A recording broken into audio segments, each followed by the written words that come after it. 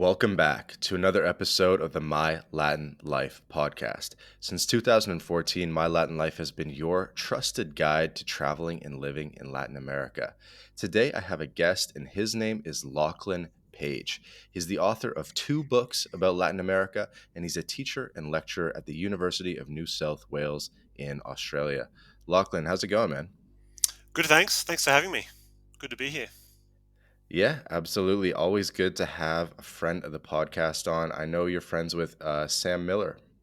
Yeah, we know each other from Colombia, so I think we arrived pretty much at the same time, and yeah, I saw he was on your podcast earlier, so it's funny how those things cross later in Yeah. life. I think pretty much every guest knows at least one of the other guests, so it's good to have a little bit of continuation. Yeah, for sure. And I think Sam and I were both in Colombia at a time where all the gringos pretty much knew each other because there wasn't that many of us, so it was And part of parcel of yeah, that. I think it'd be cool to start off by just painting a picture of what things were like in Colombia back in the early days when it was still a good spot.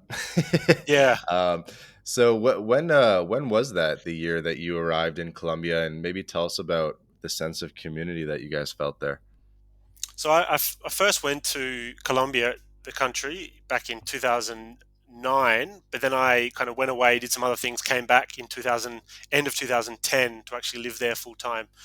And yeah, it was kind of an interesting time. I think it was still like it was opening up. There was still.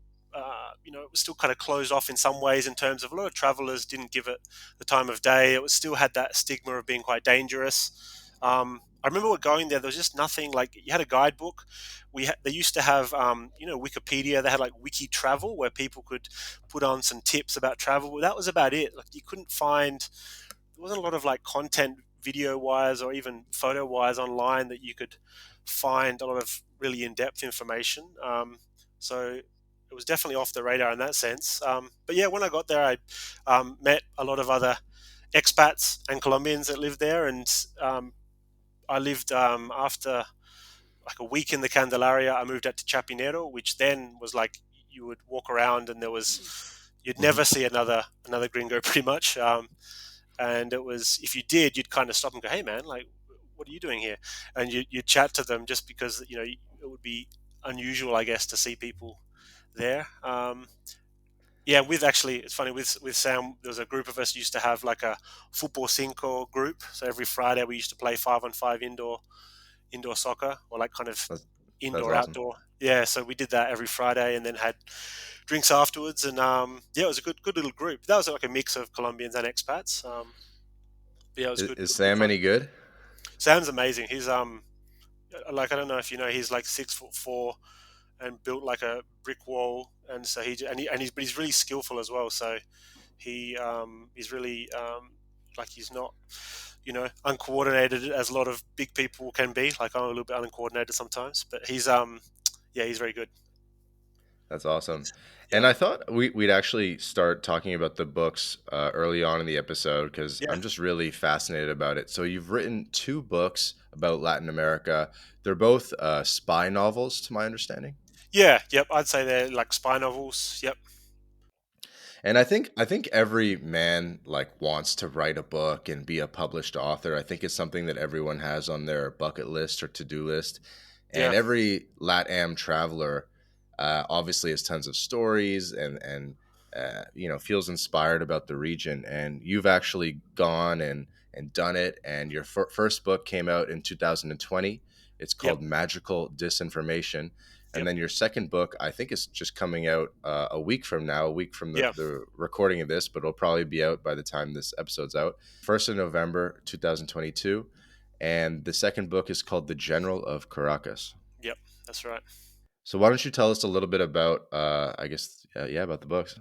Yeah. So the first book, like, it's funny you said like about you know wanting to read about things in Latin America. There is a lot of books about them, and I've read a lot of them. But I kind of my idea to write this was because I wanted to write a book that I like to read. And so I had the idea of a spy novel set in Colombia because I'd lived there for 4 years after when I wrote it, and I had a lot of stories from my own personal experience.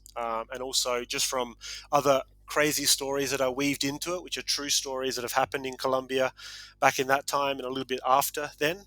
Um, and so, yeah, I mean, like it's the basis of the story is basically a British spy who falls in love with a Colombian woman, and but then gets transferred out of Colombia, or he is about to be transferred out, and so he has to think of a way to stay in Colombia, and so he starts inventing intelligence reports to say there's more things happening than there is, so that they decide to keep him there so he can stay in the country in Colombia. So it's very like that kind of storyline is based a little bit on Our Man in Havana by Graham Greene, which is one of my favorite novels from Hmm. it's from the 50s, a classic book. Everyone should definitely read that. Even though it's a bit old fashioned nowadays, it's still a great story. So it's based on that. And yeah, it's like I think the basic reason is when I was there, a lot of foreigners, men and women, would like fall in love, or they would actually move there to be with their partner if they'd met somewhere else. And everyone was trying to work out, do we stay here in Colombia or do we go to another country? Do we and then how do we work it? If we're staying in Colombia, what do I do? What do I do to live and to work there? So that was kind of like a theme that I always saw, and I could imagine someone being desperate enough to uh, invent some false intelligence to stay there. Yeah, Let's talk about the book Our Man in Havana for a minute. yeah, I'm not super familiar with it. I'm kind of looking at it now in Wikipedia. It yeah, was adapted into a movie, yeah. a 1958 50s. Yep, 1959 movie. yep. Have you seen the original Yeah, movie? yeah. I've seen the movie. The movie. A lot of people don't like it, but I love it. It's really good old black and white movie. Similar in the vein of Casablanca, if you like Casablanca, Hmm. the old movie. And Alfred Hitchcock almost directed it. He was in line to direct it, but then it got changed. And it's got some actors you'd probably be familiar with. It's got Alec Guinness, Alec Guinness. Yep. who was Obi-Wan Kenobi in the original Star Wars. Oh, no And he's been way. in, yeah, he's the main character, and he's a amazing actor. Um, so yeah, it's really good. It's definitely worth a watch if you can find it.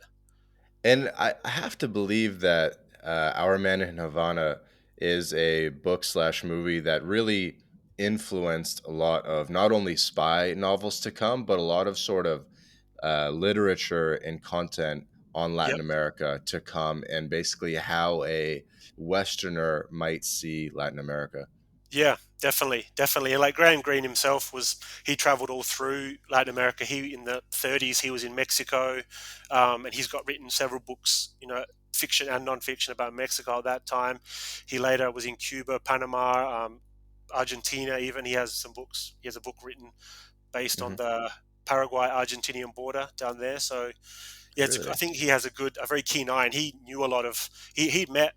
I'm pretty sure he met Fidel Castro when they were filming Our Man in Havana, and he knew a lot of leaders, and so he's a very interesting person to read about.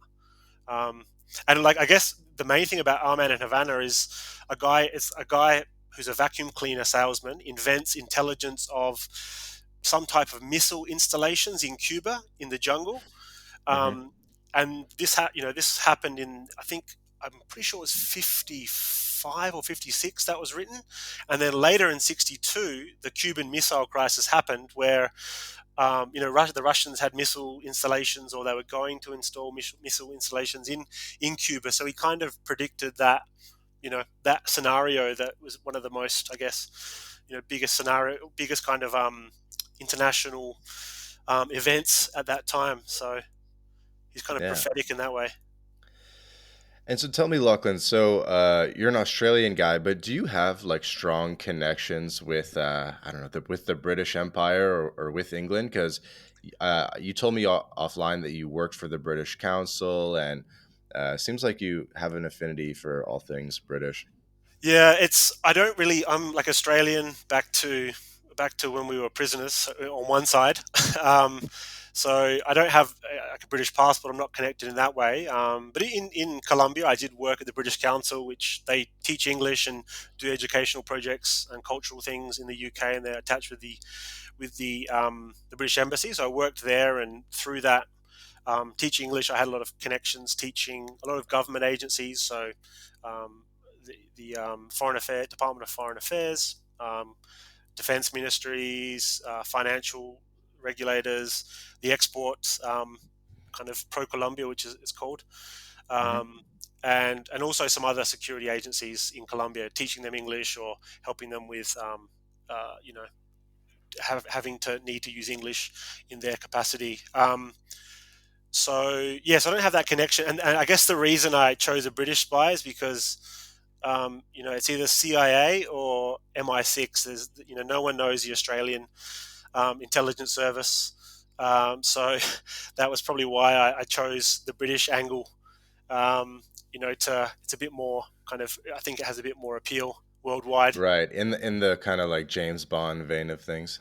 Exactly. Yeah. Yeah. And like all the, most of the big spy authors are either American or English. So I think it fits more in that kind of genre and that area. Mm. And so I'm actually curious about the mechanics behind the scenes of, not only writing a book and the workflow, but then also, finding a publisher or self-publishing, Yep. and then promoting it. So there's all these sort of different Mm. stages of the life cycle of Yep. writing and putting out a book. Um, yeah, I mean, so maybe let's start with the workflow. Like, how did you actually write the book? Like, I'm actually interested in some of the bare mechanics. Do you use Like just like Google, like a Microsoft Word Docs, or what's it called, like the Google, the Google. Google Yeah. Yeah. equivalent, or Yeah. Yeah. Google Docs. Yeah. I started out choosing Google Docs, but I ended up finding it was hard once you get a few chapters down to rearrange them. So I use a program called Scrivener, which you have to purchase. There might be a free version, but that's it's a kind of it's basically a word processor, and you can have the chapters so they're individual documents, but they're all in a hmm line, all organized. So you have a column on the hmm left, and you can easily move chapters around. You can split it so you have different screens, which you can kind of do on Microsoft Word as well. But so Scrivener, I use that to organize it. In terms of structure, like if you want to write like a novel, there's usually like a three-act structure, like part one, part two, part three. Part hmm one is like probably a quarter. The middle part is like the about half, and then the last quarter is the last half. And there's different structures you can use. A good book. I don't know if you've heard of The Hero's Journey as a concept by from as a Joseph concept? Yeah. Campbell. Yeah, yeah. There's Hero's Journey adapted to book writing that you can. There's some books on that you can read, and I kind of use some of that structure and some of that to help just plot out what not the scenes, but just the structure of where I wanted to go. And then it's just writing, and it's probably took me like 3 or 4 years, maybe 3 years to do the first book, just Wow. because I didn't really know what I was doing. I was just writing things down, rewriting, a lot of rewriting, like probably 10 or 11 drafts for me. It's just going through that phase of just getting all the information out there and then just going and chopping and changing it. Um, and with And I that, asked because I really want to write a book as mm, well. I was thinking of doing something nonfiction, but I wanted yeah, to do something, like I have a lot of ideas of sort of less researched topics within Latin America, yep, and I wanted to start sort of putting it together as a book. I think it would be a little bit different to do nonfiction because yeah, you have to have references. yeah. But I think that would be like the only main difference, right? Yeah, I think so. Because a lot of even nonfiction is called like narrative nonfiction, so it has to have a bit of a story or a bit of a hmm flow. It's hard to, hmm if it's just basic facts or just explaining something. It usually, most nonfiction these days it has a bit of a story or a narrative behind it. So yeah, I think so. Um, and just once you plot it out, it just gives you a structure, and you always adapt and change. And I think, for me, I just write everything out and then just chop and change it and go back and just constantly, um, you know, fiddling with hmm it, rearranging it, and lots of reading myself of different things, thinking about things that happened to me and kind of including them in there. So I think helps to have experiences. Otherwise, it's hard to just write about something you haven't experienced in some ways. So I think you got the book down to about 275 pages. How long was it in its original form? Yeah, so the first book was about 80,000 words. Sorry, the final is about 80,000 words. The Okay. original, I tried to keep it at about 80 to 90, but I probably wrote 130, maybe, 100, yeah, 130 words, all up, and then 80 is what made it. And then, but obviously I kept all that stuff that I cut out. Some of that made it into the next book, just like one little kind of scene I could use that it worked really well. But Hmm. the rest is just, yeah, being cut out. And then there's a lot of like all the funny jokes and funny scenes that I thought were amazing that just get cut out because you have to, kill your darlings, as they say. Because Hmm. I thought they were funny, but no one else did, or the editor didn't. So a lot of stuff gets cut out as well. Yeah, so it's definitely a lot of overwriting and then cutting it back. But that 80,000 words is about what kind of a modern paperback thriller type thing is. That's the kind of the length, more or less. But yeah, it's definitely a process, and I think everyone has their own process. And the first one, I didn't really know what I was doing, but I think the second one I was a bit more streamlined, and I got a bit of a template that I used to just at least get my ideas down and get characters down first, and then think about how to go from there. So Lachlan, you get the 130,000 word draft. You've poured out your blood and guts onto the paper, and then how do you go about getting like a professional editor, clean up the draft, and basically, and then at the same time, I guess you're also potentially approaching publishing houses, and or you're thinking about self-publishing. So run us through what happens once you have a solid draft in place. So once you've got the draft, I mean, what most people, if it's really good, you would, and you think it's ready, you'd send it out. The traditional way is send it out to an agent, like a literary agent then tries to sell it on to publishers, and then you get a contract with a publishing house, hopefully. Um, but for me, I think that's the traditional path, and I think it's becoming less and less unless you have kind of a big following, a big background. You're a Hmm. celebrity. I think that's a lot harder. Potentially, if you've got a big following, like you've got quite a good following, and you've got some, people who would just snap it up a book right away. I think so that can definitely help, but I think it's a lot harder with fiction and trying to sell it these days. Hmm. Um, so for what I actually did is I'd never paid for a writing course really. I'd kind of just learned myself, read books, done a lot of kind of online courses, just and read and understood. Took out the good writing from books that I liked, or, styles that I liked. And so I actually paid for an editor just to have a look over it and fix it up and just kind of cut out bits of the story they thought didn't work. And then with that, I kind of had a bit of a better copy. And then from that, I started to get a bit of interest from some different agents and some publishers. And in the end, I actually decided to. The majority of my books are on Amazon. That's where I sell the most, and that's mainly like independently publishing it myself. Hmm. Just because I got a few offers with smaller publishing houses, and I think they would have taken 2 years. So once they said yes, it was going to be a 2 year process before it's published, Hmm. and then only in certain areas, only in the UK or only in US. They're all separate contracts you have to sign, Hmm. and I just didn't feel like it was the right decision for me. If it was Penguin or someone like that, I would have been like, yes, sign me up. But because they were smaller ones, I just thought I could probably do a better job for the most part. So I kind of from that stage on went ahead and did most of it myself. I had a lot of help with other people that I know who are writers who guided me a little bit on how to do that. Um, but then I actually ended up getting another editor to look at the actual style, to really fixing it up, and then having some people proof it to make sure it's 100%. So it comes out as a you know professionally published book with no errors, and like it would be picking up a book off the shelf Hmm. in a store. And then from there, if you want to continue in that path of self-publishing, there's lots of options. Amazon's the easiest. It's very easy to upload, to put everything on. You can continually update it.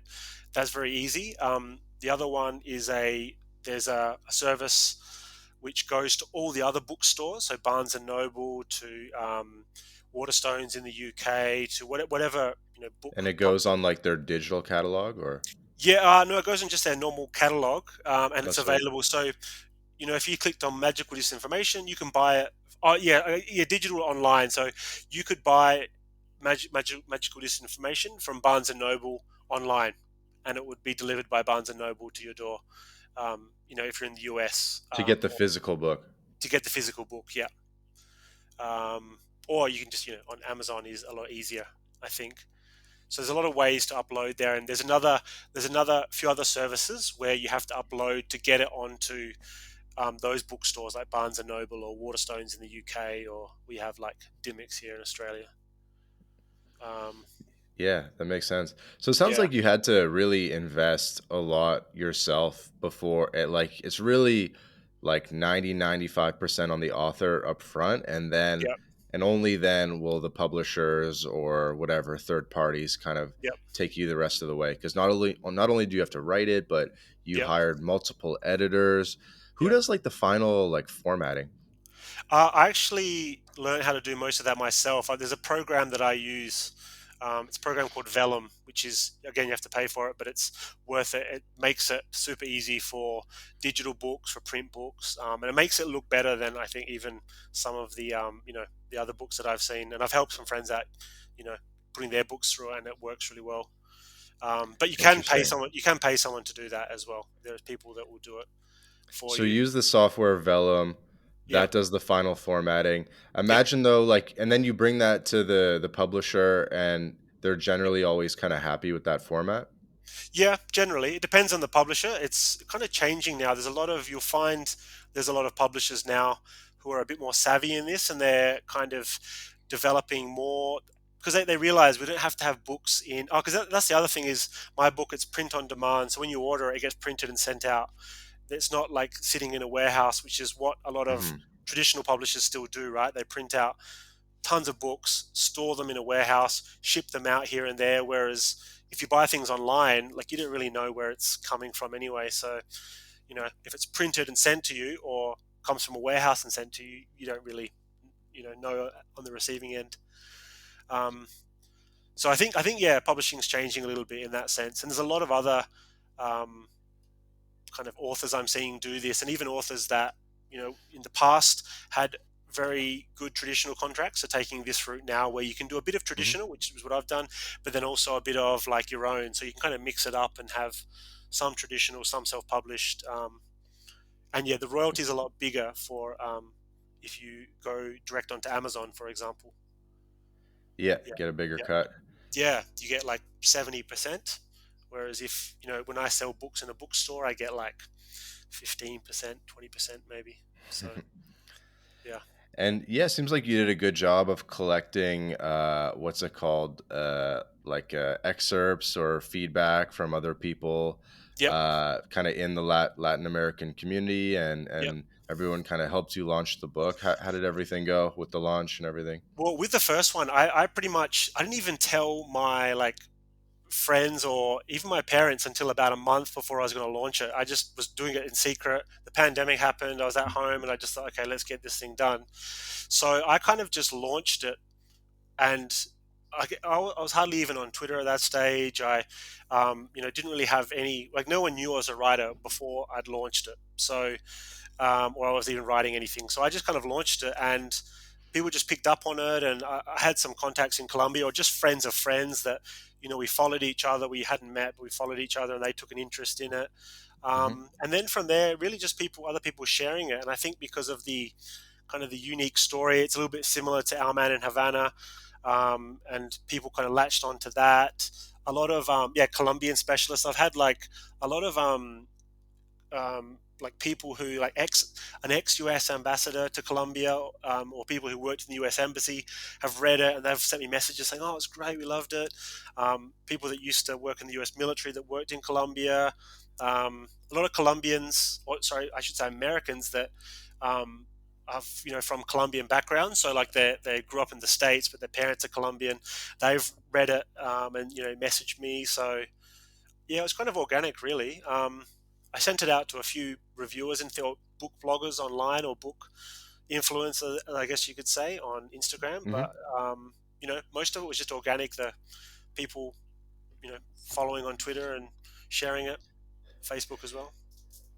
So you mentioned how with the first book you kind of didn't know what you're doing a little bit, and I'm sure you learned a lot through the process that Yep. helped you in the writing and the production and the whole process of the second book.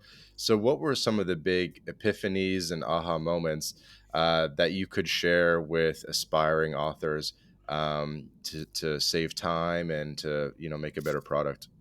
I think for me, the second time, I realized that, some days I didn't want to write, and I was like, oh, I'm not going to write. But then I just made myself sit down and go, okay, I'm writing 500 words. They don't have to be good words, just get 500 words down every Hmm. day. And it's amazing how, you start writing and then something just clicks and you're just in a flow, and then you end up writing 1,000 words and they're great. So I really forced myself for the second book, just said, okay, I need 80,000 words. If I do 500 words every day, you know, however many days that takes, it's kind of a logical kind of equation you can do, right, to work out how you get to 80,000 words. So I did that, and I was very strict with it. And just knowing that even though you're not motivated or you don't want to do it, that spark can happen like half an hour after you're writing, or even 10 minutes after you start writing something.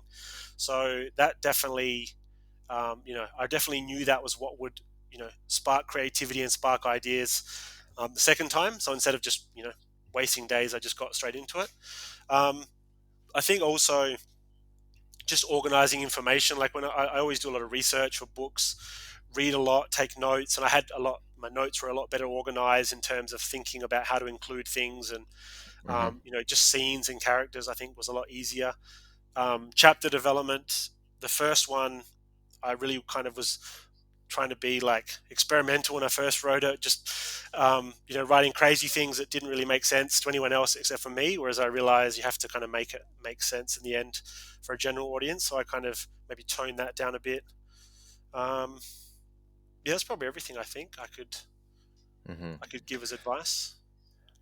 I think when you're writing a book, the note taking process is a big component of it, both in fiction and nonfiction books. What did you learn about how to take effective notes, and then have access to those notes while you're in the creative part of the writing? I mean, I just use on my phone. I used to use Evernote, but I just use the Apple, the iPhone Notes thing, and I've got folders with just different information. Just anything I read or see, I either take a screenshot or write down some sentences or save the article and just keep it with a little tag so I know when I can use it later. Hmm.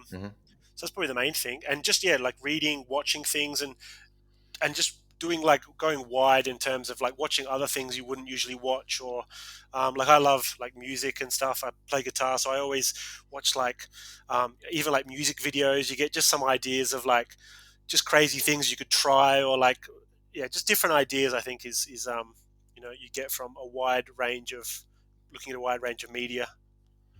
um, but yeah, just So, simple note so taking. the first book, Magical Disinformation, it's a spy novel with a satirical edge set amongst the Colombian peace process.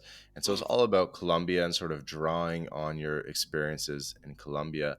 yeah. And then the second book, um, The General of Caracas, obviously you switched countries, switched settings a little bit. Yep. And this time I assume you're talking about Venezuela. Well, yeah, I think the general theme of the second book is definitely Venezuela, but it's actually mostly set in Spain and Portugal, in fact. Um, because I've been to Venezuela, but I've only been across the border in the border towns. I haven't actually been to Caracas, and so I don't like writing about a place I haven't been, or I don't like writing about, a country I haven't been to. Hmm. So the idea is in the second book that there's an exiled or a dissident Venezuelan general that escapes from Venezuela. He's been locked up and he escapes, and then he's in Spain, kind of drumming up um, kind of support from European countries, and he has to get after being in Europe, he has to get to the UN in New York to give a speech about what's happening in Venezuela, and so he asks Oliver Jardine, who's the character from the first novel, who's now um, he meets him in Spain. He has to get him to a plane in Lisbon to catch to New York, but they get followed by shadowy forces, is how it's written on the blurb. I like it. Yeah, so it's a bit. So there is parts in Colombia at the start, and there's parts on the Venezuelan border because I've crossed that border a few times on visa runs when I lived in Colombia. Hmm. Um, and so there's parts there, and there are parts that some of the government characters are in like palaces or in their government buildings in Caracas or in Palacio Miraflores, which is the presidential suite. So there are some scenes there, but it's not like they're running around Caracas just because I actually haven't been to Caracas, but I've been to other areas of Venezuela. So And yeah, I'm guessing there's a lot of mishaps along the way. yeah, a lot of mishaps, a lot of I think believable yet exciting things that happen. There's a bit of Cuban influence in the second book as well, so there's a bit of kind of a Cuban theme with the Venezuelans as well. Yeah, and a bit of Spanish. I always pepper my books with a bit of Spanish as well, so I think that keeps it interesting. And so it's sort of a, would you call it a sequel because it is the, I guess, the same main character? Yeah, I'd say it's a sequel, but it can be read as a standalone. So, like, if you read it, you could read the second book without having to know anything from the first book. There's nothing, bit of story, like in terms of the history, but there's nothing you would need to watch it. It's a bit almost like a James Bond film, right? You can just switch on any James Bond film, and you don't really need to know like the backstory or anything. You can just switch it on and watch it. So tell us a little bit about our main character, Oliver Jardine. So Oliver Jardine, he's basically an analyst, a British intelligence analyst for MI6, which is the spy agency where James Bond works. And he is in Colombia, and he's just an analyst, right? So he's a desk-based kind of analytics, kind of analytical mind in terms of like he's crunching data. And he knows a lot about politics and things like that. Um, but in the first book, he really tries to break away from that and become a bit more, let's say, action oriented and a bit more kind of, I don't know if gung ho is the right word, but a bit more kind of wants to get amongst the action side of international Hmm. intrigue, I guess. Hmm. And so he undergoes a bit of a change as he starts to fabricate his intelligence reports and becomes a bit more active and goes up to the coast in Colombia and gets in a bit of trouble around there, around the areas of Santa Marta and the Sierra Nevada de Santa Marta, the kind of Hmm. mountain range that's up there, and also up to La Guajira, which is the that northern point of Colombia as well. Right. And what did you do to to bring sort of depth to the character of Oliver Jardine, make him relatable? Do you want him to be admired? Do you want him like there's a lot of subtlety in the character and maybe he's a multifaceted guy. Yeah, I think the first book. It's a bit like it is a bit satirical, so it's a bit kind of the characters are a bit like maybe cartoonish or not like cartoonish, but they're a bit like they're like book characters, right? I haven't really tried to make it 100% realistic, but I definitely think he's like the kind of character that kind of likes his job, but he's stuck at the desk and wishes there was something more he could do. And then he kind of probably sees that he doesn't want to just work in as an analyst for the intelligence services and just work his way up the ladder. He kind of wants to break free and do something of his own accord, or just do something that is exciting to him rather than just following the the government hierarchy and on the intelligence service ladder. So he kind of wants to break free, I guess, a bit from that, which I think probably everyone can relate to in some ways. Hmm. So you had mentioned offline that you'd spent a fair bit of time yourself on military bases in, I guess, in Colombia and other spaces because you were working as an English teacher with the Yep. British Council, and then that sort of like put you in this world where I don't know, maybe you're like showing up to embassies or fancy British dinners in Colombia, stuff like that. I don't know. Talk us through like that world a bit because I think that that's something that most travelers in Latin America don't see. Mm. Yeah, it was interesting. Like it's because of I was teaching English, and the British Council have a lot of contracts with the government, the whole Colombian government, to teach English, and so we would go off site. Right, they very rarely do kind of the workers come to the British Council, although they have classrooms there and like a school. But we would actually get picked up by a car, and the car would drive us out to different areas. Then we'd go into the place where where people were working. So one of the jobs I had was like a writing class on report writing, and it was for the um, Ministry of Foreign Relations in Colombia, which is in the Candelaria, in the center, in the Palacio San Carlos, which is the like San Carlos Palace. It's just a big old colonial building. Hmm.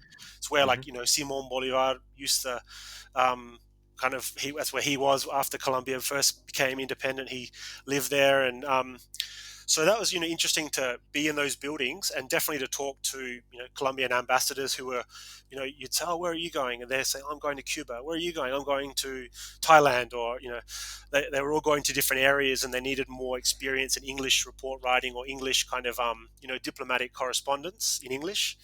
So Hmm. that was like, it was very interesting in that side. And I remember like once when I'd go, you have to go into the back door to the San Carlos Palace, and there's lots of security guards like there is in Colombia, and there's all these like bulletproof SUVs, like those black big SUVs that are all parked there, and one of the security guards is like speaking to me in Spanish, and he's like, oh, this is where Simon Bolivar used to have his horses, but now we have these black bulletproof horses. So that was like in the old stables had been turned into like an underground car park of the bulletproof SUVs. So that was interesting. With some of the military officers, it was they had, the ones that we would speak to had very interesting lives. Like they hadn't just lived in Colombia; they'd travelled all over the world in different scenarios. They'd spent a lot of time in the US and the UK and even Israel doing military training. So they had a lot of like stories themselves. So they were very interesting people. Yes, I guess there's a lot of you think of it as like it's kind of world where there's always parties and things, or like cocktail parties. That wasn't always the case, but there's like a lot of the times I was just there during the day, like Hmm. 7 a.m. in the morning before they start work, or during their lunch break I was there, or after they finished. So that's when I would usually roll in. But yeah, Right. you'd meet a But lot of you people. weren't you weren't you weren't teaching English to kids or high school students like a lot of people do. You were teaching English to like Adults, Colombian yeah. diplomats.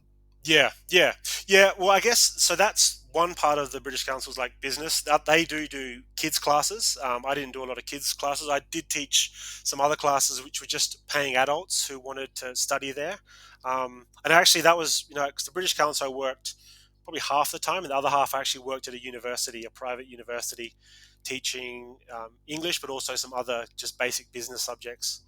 Um, so I worked kind of half and half at those two. So I had that kind of experience, Colombian experience working at the university as well.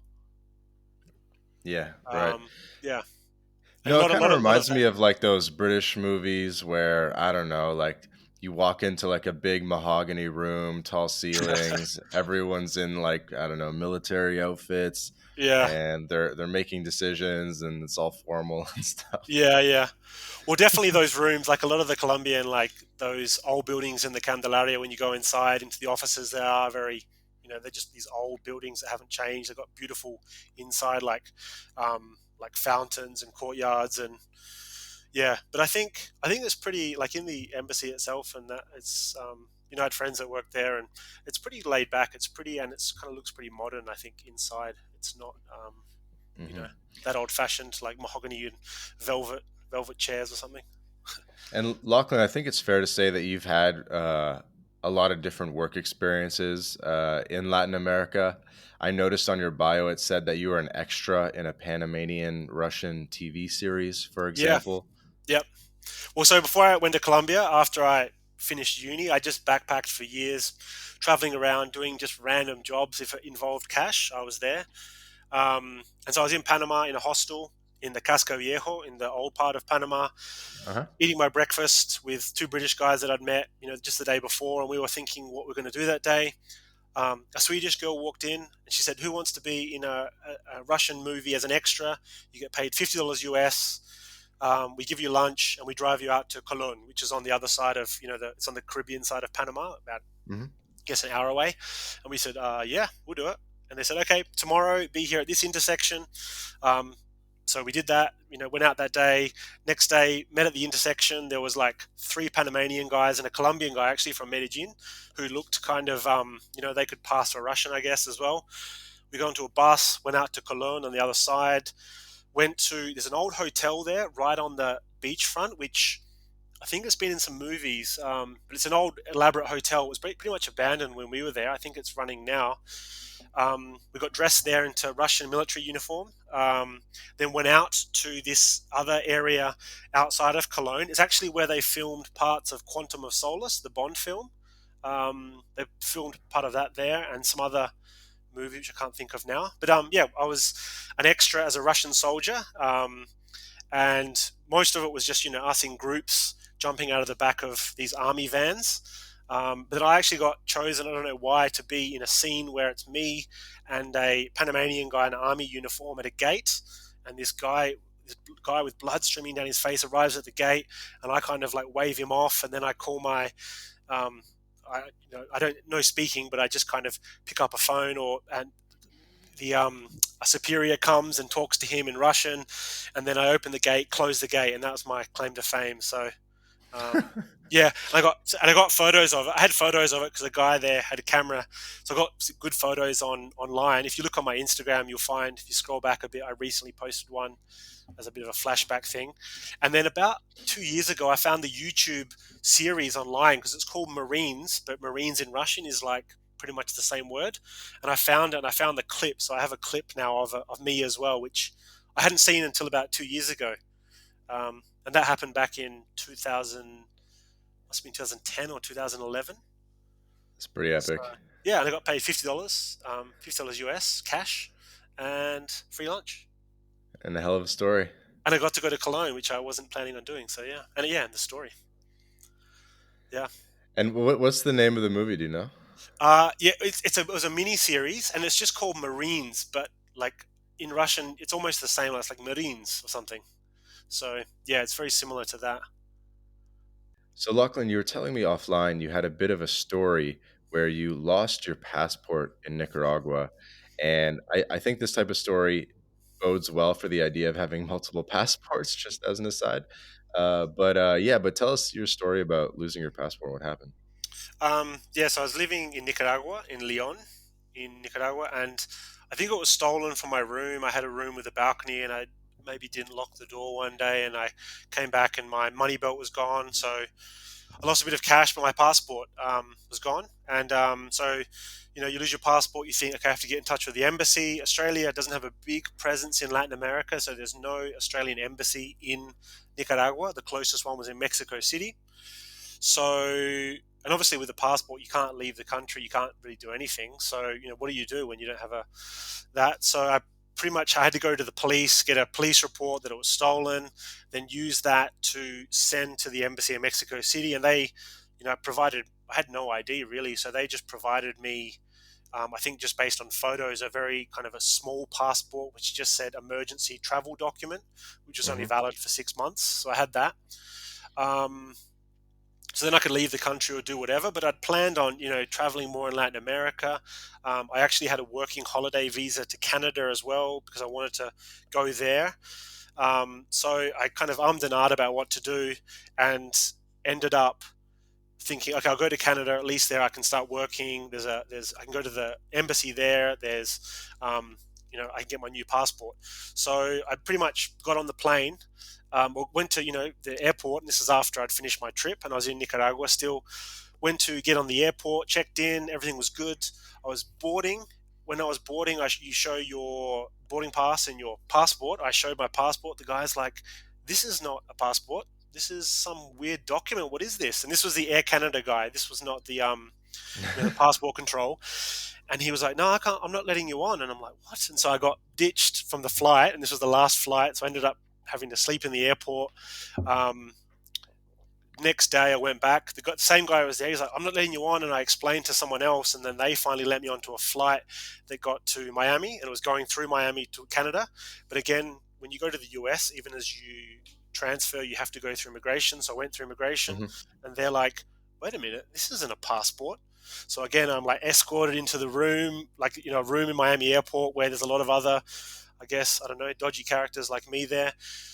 Had to wait, several hours, and then finally I get interviewed by two guys, two immigration officials who started off pretty like, pretty kind of stern and very, tough looking. But then I explained to them I was in Nicaragua, I was doing some volunteer work, which was true, I was.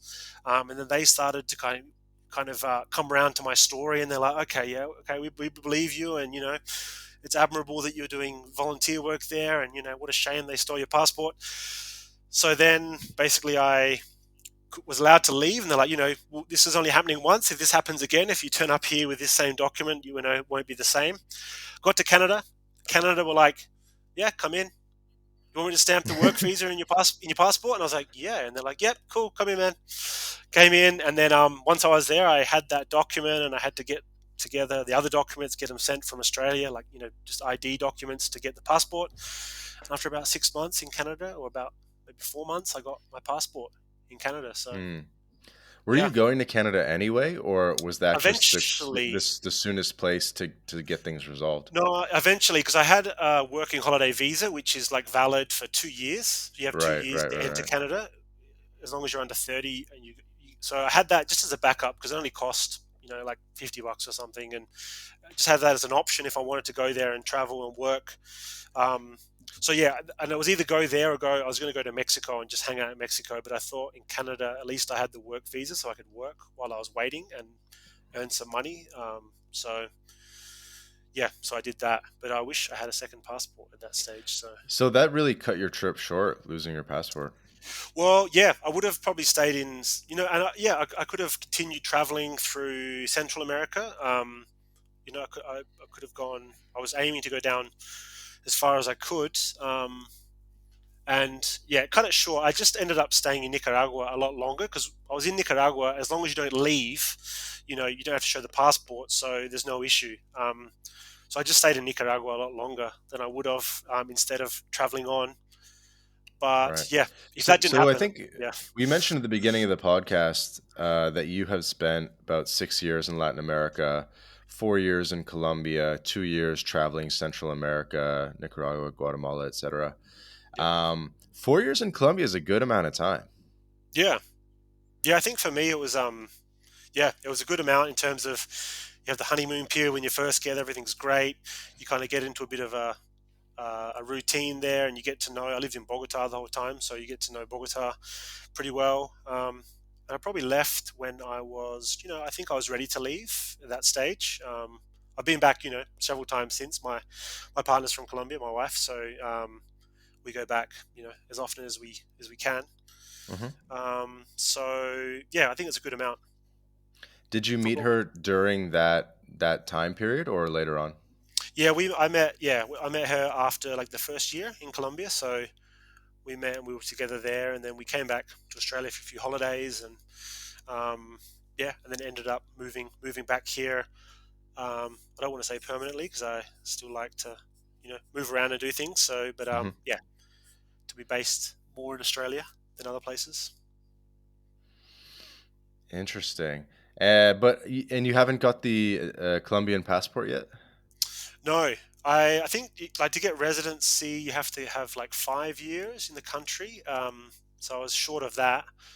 Um, and yeah, but I know people who have the residency, or but I'm not sure I know many people that actually get Colombian citizenship. But yeah, I mean, I guess I could in the future. I could easily do it through my wife, get a visa. It's quite easy, I think. But I always had just Yeah. work visas. I had work visas when I was there attached to my job. So yeah, like I Yeah, say, maybe no next issue. time you go visit her family, kind of, hit the immigration office, try to get a little residency permit, work towards citizenship. Probably don't Yeah, have to spend too much time on the ground. yeah. I wonder. It'd be interesting to know how much time you have to spend there to get it. So I think it would actually be quite little. I think it might just be like, oh, be a resident for a year or two, that Mm. kind of thing. Yeah, I know when I was there, like if you left the country for like more than a week, even if it was just for a holiday for say 2 weeks, and then you came back, they're like, "Oh no, your 5 years has to start again from this date. You've re-entered." And I think that stuff can kind of be hit or miss depending on who you get at immigration or Yeah, it's a bit weird. It's yeah. cool that you were doing visa runs to Venezuela because a modern Colombian traveler doesn't really have that option. That must have been, even back then, must have been a pretty interesting experience doing visa Yeah. runs to Well, Venezuela. it changed. It changed because the reason I needed it is because it changed while I was there. So the first visa I had, you had to leave the country to get it in a Colombian consulate abroad and then come back. So you go to Panama, you could fly to Ecuador, but the cheapest and easiest was to go to Venezuela. So yeah, we'd go to Cucuta and then cross the border into San Antonio de Tachira, I think it's called. Hmm. Sometimes go to San Cristobal, which is a bit further away, but a bigger city. Yeah, spend a day, 2 days, depending on how long it takes. Get the visa and then come back. But then while I was there, it changed, and you didn't have to leave the country anymore just to get your visa, renewed or updated or changed. So that was a lot easier. You just went to the immigration office. So you, So that you definitely have very close ties with Colombia. I don't know if you have kids, but like, yeah, are you teaching them Spanish? Yeah, we don't have kids at the moment, but it's in play, let's say. And I definitely will teach them Spanish. Because my wife, we spoke Spanish when we first met, and obviously she used to read a lot in English, so she could read fluently in English because a lot of her textbooks for her studies were in English. Um, and now we still speak Spanish at home. So every day, like we went to the gym before, and we were speaking in Spanish to each other in the gym. And so yeah, we still kind of speak Spanish at home. So I think my Spanish is deteriorating and her English is getting better. Although she works Mm, in Australia now, so her English is great. But we still speak in Spanish. It's just more natural to us. But yeah, maybe it's kind of delving into more Spanglish these days. But yeah, we still speak a lot of Spanish. So good. Keeping it yeah, up. yeah, for sure. Getting ready, getting prepped for the return tour. Yeah, exactly. Well, yeah, we've been back. Last time we were back is just before the pandemic, for our wedding actually, and that was yeah, great. I had a lot of friends come over and family, and yeah, it was good to be back after a long time. And that's the other thing is when I was there, the dollar has completely changed. Like when I was there, one US dollar was 1,800 pesos. And Wow. now it just hit 5,000 pesos for one US dollar. So Did it hit um, 5? I was just calling this that it would. I think it did. Yeah, Yeah, I but think it's my like 40. wife. It's like it was like 4,900 a couple days ago. Oh yeah, I think it did because my wife said something. She's like, "Did you know it's like one US dollar is 5,000 pesos now?" So when we go back, it's a lot. With a hard currency or like a US dollar, or even the Australian dollar, it's improved a lot. It's just very, very different. The prices you look at things and Hmm. compared to Australia's pretty expensive. Yeah, So even a year ago it was like 3,700, and now it's right, like right. just shy of 5,000. Mm, yeah, So so that makes makes it it. cheaper to visit, that's for sure.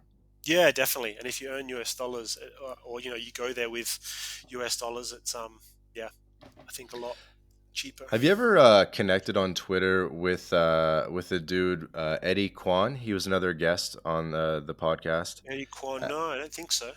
yeah, you could search him up. He's an Australian guy, and he's been living in Bogota for almost like 10 years now. Oh, right. Okay. So he might have kind of been Hmm. there when I was there. So yeah. And he's a writer too. Like all he does is write. Oh, really? He hasn't put out a book, but Right. I guess he's like I guess like an email copywriter. But he's He's definitely all okay. Just about, copywriting. Yep. yeah. But he's all about like the craft of writing, you know. Yeah. Interesting. So be a good guy to connect with. Yeah, for sure. He does. Is he like a journalist as well? Does he do kind of those articles, or is it more like copywriting, full copywriting?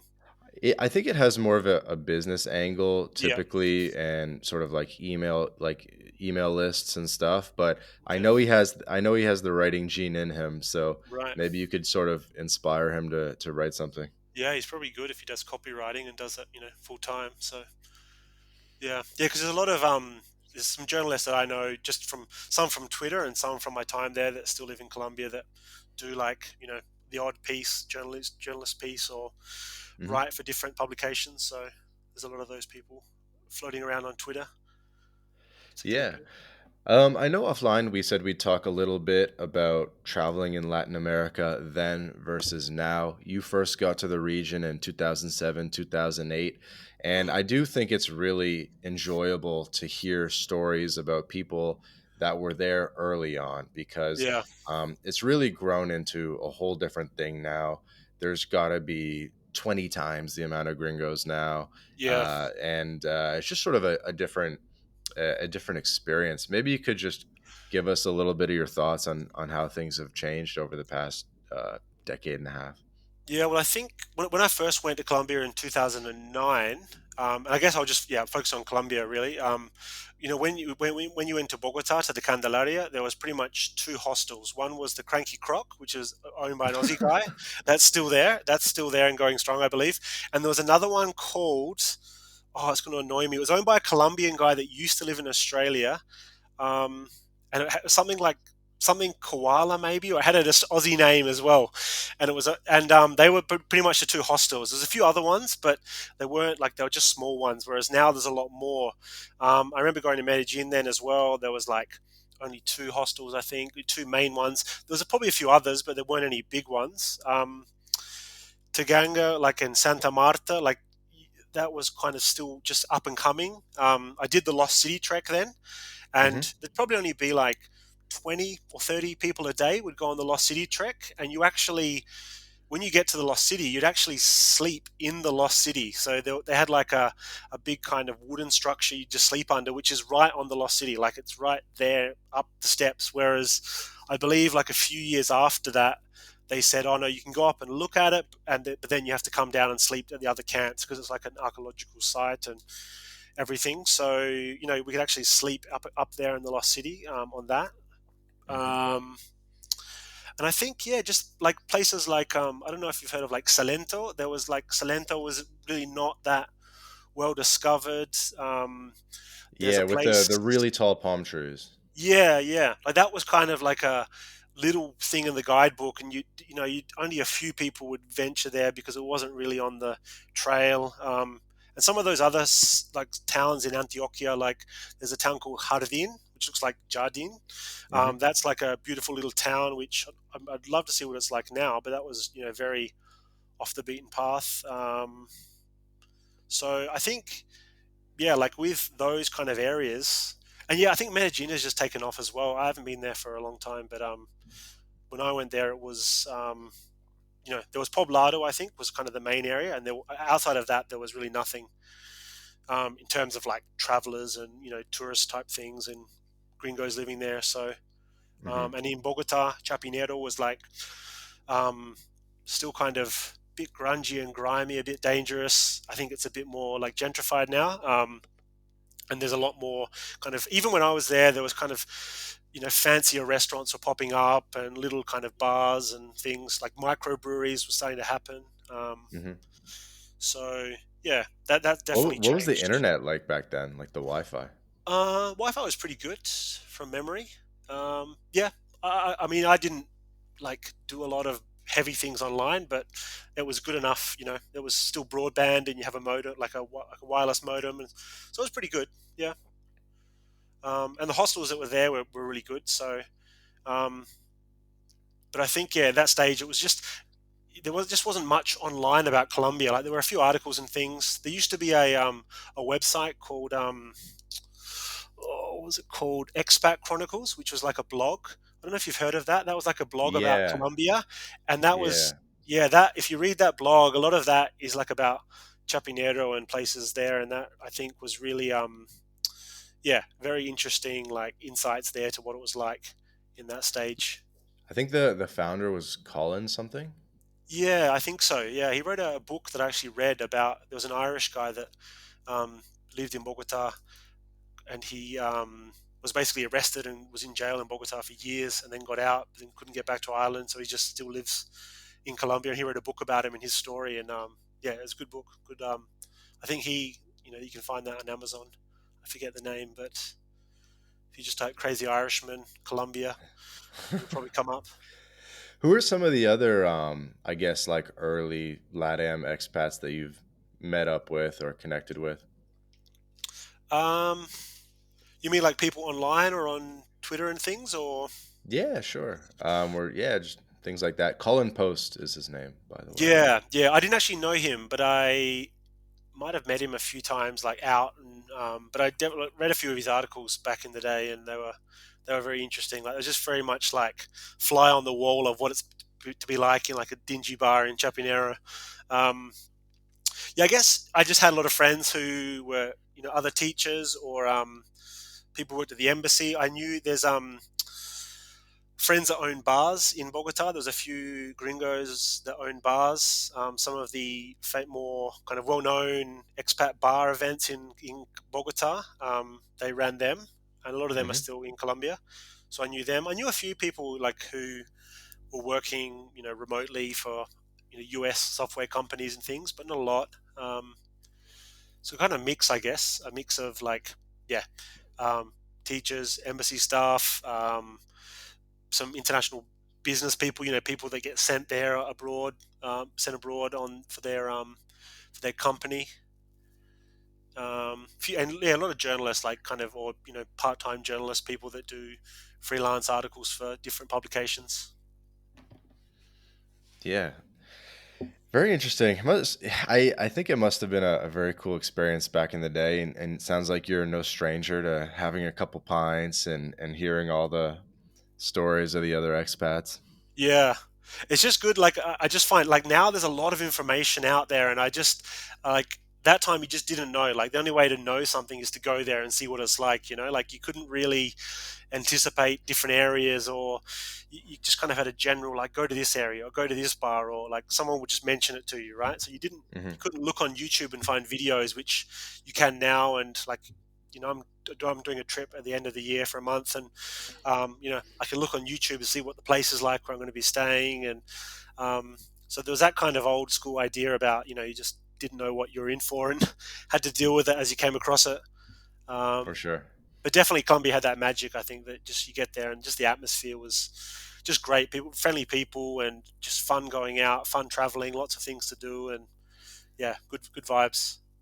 And everyone's going to need to check out Lachlan's books, The General of Caracas and Magical Magical just Disinformation, Yep, that's to right. get a little bit more of that vibe. And I love I love even just like the book covers too. Just kind of like it's like that colorful, kind of like Art Deco, colorful Latin America vibe. Yeah, yeah, for sure. I love the first book cover has the toucan on it. It's like a yellow book, and I want it to be like a yellow kind of graffiti wall with a graffiti toucan on it. So that's kind of, I think, a cool image. And then the second one has the Venezuelan flag, but it's upside down, so it's kind of showing that everything's not right in Venezuela type of vibe.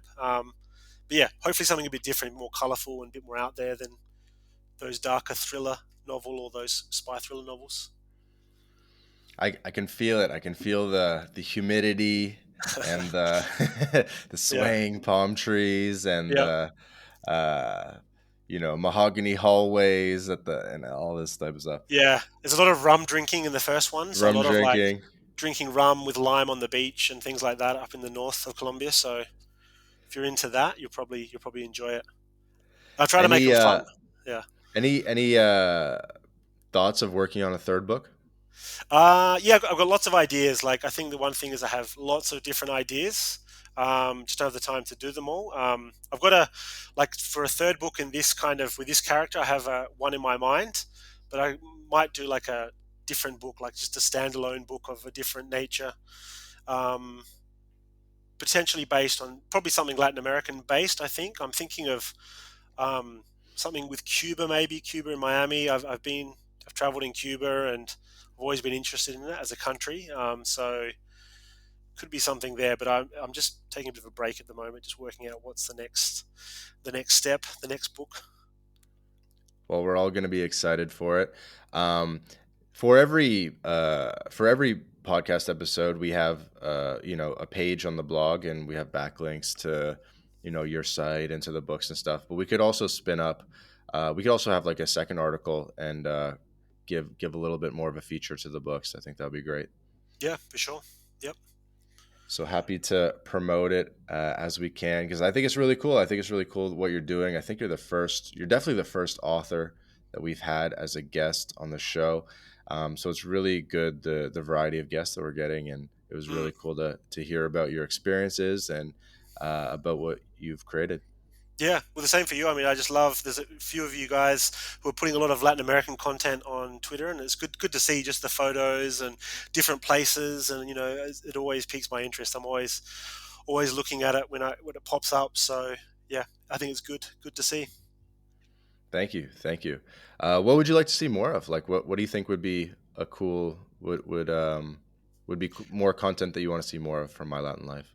Um, I mean, I think just like a range of people in different areas of Latin America, and I think maybe I've only listened to a few episodes. I haven't really, had a big dive into it, but I think just a range of people doing different interesting things within Latin America. Maybe in more different countries. There's a lot of countries that there's still some countries I haven't been to, or even regions in countries where I haven't been to. So there's so much to explore. And like even just like I saw that post. I think it was you about um is it Rubioso or Rubiosa Ruby Rosa. Yep. Ruby Rosa the Dominican playboy who was like part of the inspiration for Bond, and something like that is really cool. And I had heard that story but like a while ago, but then I think you added some other things I hadn't seen. So there's just so many of those little stories that I think they're in books, they're out there, but they need a bit of a refresh and a bit of a like a second life brought to them. I think so. I think there's a lot of opportunities for that. Those kind Yeah, of that was right interesting. up your alley, the Ruby Yeah, Rosa thread. yeah.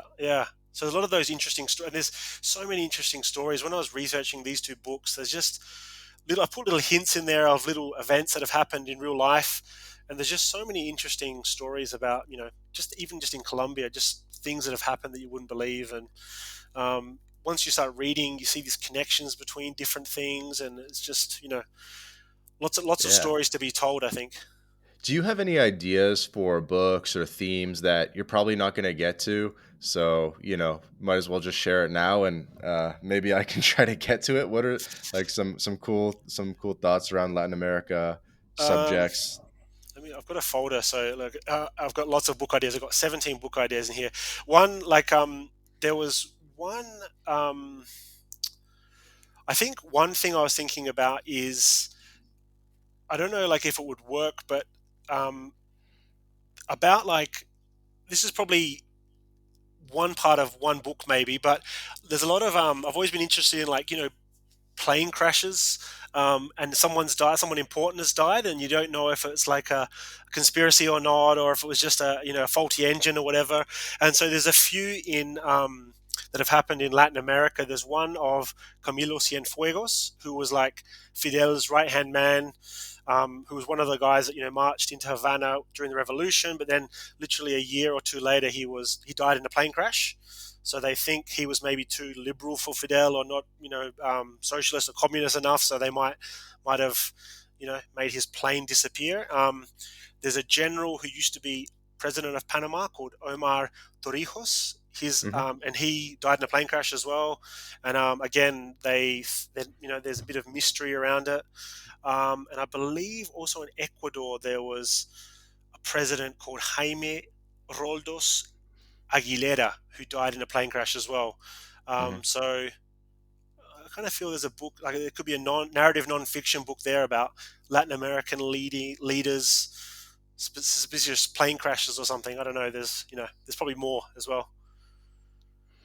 Okay. A book on So blank. Yeah, no, I like it. I like it. yeah, there's yeah, you can look it up online. There's a lot of mysterious plane crashes all over the world, but that's always something I've always found interesting because it's hard to find the information, and it's dives into those conspiracy theories, or it's interesting to just entertain the idea, I think. Yeah, I think we have similar interests in terms of these sort of off the beaten path stories. Yeah, definitely. There's a lot of there's just so much to discover. Absolutely. So yeah, Lachlan, I guess we'll start sending you out, my friend. Why don't you tell everyone where they can find you, promote the books, yeah, all that good stuff. Yep. So I guess I've got a website. So LachlanPageAuthor.com. So it's LachlanPage author.com. Or if you just Google Magical Disinformation spy novel or The General of Caracas spy novel, you'll find me. And I'm on Twitter and Instagram as Don Lachlan. So just one, at Don Lachlan. So it's Don and then Lachlan. You'll find me on Twitter or Instagram. Sweet. Well, this has been another episode of the My Latin Life podcast today with Lachlan Page, aka Don Lachlan. Thank you so much for joining us, man. This was a really fun one. No, pleasure. Thanks for having me.